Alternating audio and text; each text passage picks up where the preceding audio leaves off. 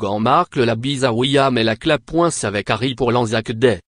Sur le point d'entrer officiellement dans la famille royale britannique par son mariage, le 19 mai 2018 à Windsor, avec le prince Harry, l'américaine Meghan Markle fait tout pour prouver qu'elle est digne de cet honneur et de cette responsabilité. Quitte à se lever aux aurores, et même avant, pour partir en mission.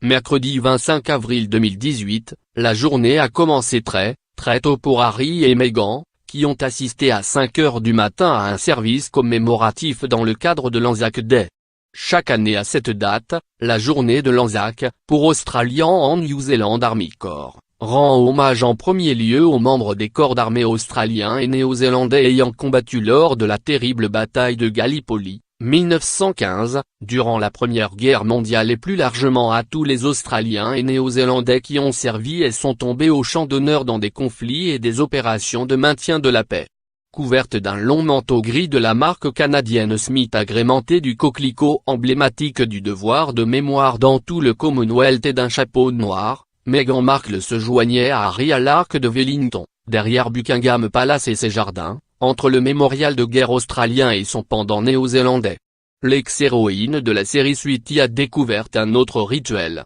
celui du onji, accueilli par Toa Tareti Vartini du groupe culturel Maori Ngati Rananak. Elle a pratiqué ce salut si particulier qui consiste à coller son nez à celui de l'autre pour symboliquement échanger la respiration.